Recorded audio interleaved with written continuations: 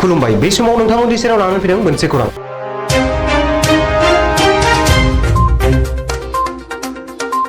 नैजिनै नं खख्लाबारि बियाबनि जानो गोनां उफ्रा बिसायख'थियाव 25,000नि बांसिन भट लानानै देरहागोन बे बाथ्राखौ बुंदों शंकर बसुमतारी।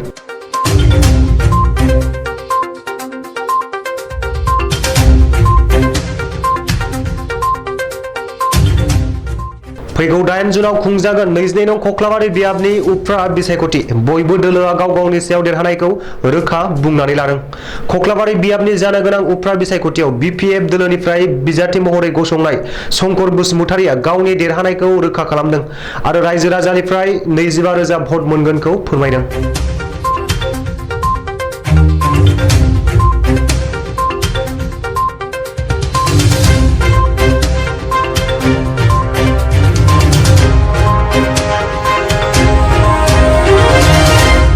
खख्लाबारि समस्तिनि उफ्रा बिसायख'थि फैगौ 8 जुन खालार खालि जानो थांगासिनो दङ।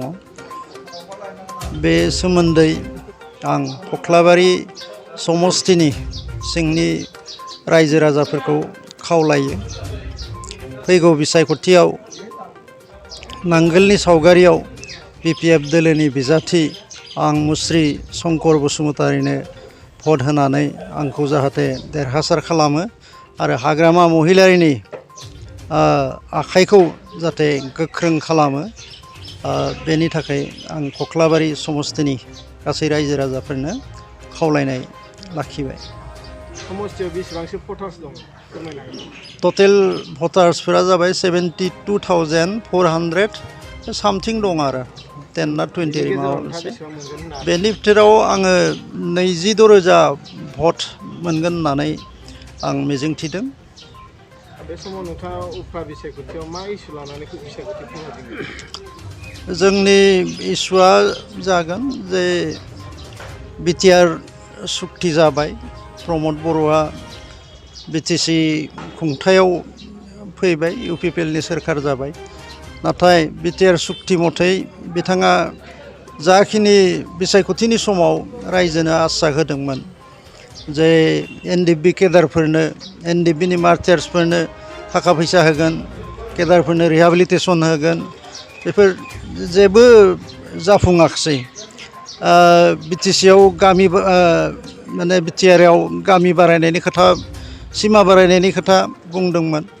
माखासे खामानि मावनायनि खोथा बिथाङा बुंदोंमोन। नाथाय 2 बोसोर बारबाय बिथाङा जेबो मावना दिन्थिनो हायाखिसै।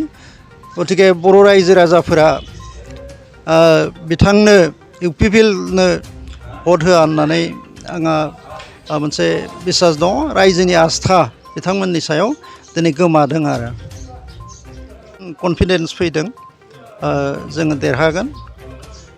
नोंथाङा गाव हारसिं गेलेनो होननानै गेलेदों ना पार्टिनिफ्राय नोंथांखौ नारसिन? आङो बिपिएफ दोलोनिफ्राय दोलोआरि बिजाथि जोंनि दोलोनि हाइकमान्ड हाग्रामा महिलारि सारा आंनो जि केन्डिडेटसार बेखौ होदों। आङो एप्लाइ खालामदोंमोन। दोलोनिफ्रायबो नारसिनदों? दोलोनिफ्रायबो आंखौ उपजुक्त होननानै माने होदों आरोखि प्रप'जेल। देरहानाया रोखा? देरहानाया रोखा। बिसायख'थि फोसावदिंनायखौ माबानिफ्राय लागोन? आङो दिनै स्क्रुटिनि जाबाय। दिनैनिफ्रायनो फिसा बिला माबाया सोलिगासिनो दङ। नाथायब्ला 26 थारिखैसो डिक्लारेसन जागोन केन्डिडेटसारा अफिसियेलि। गाबोनो उइथड्रयेलनि डेट 25, 26आव डिक्लारेसन।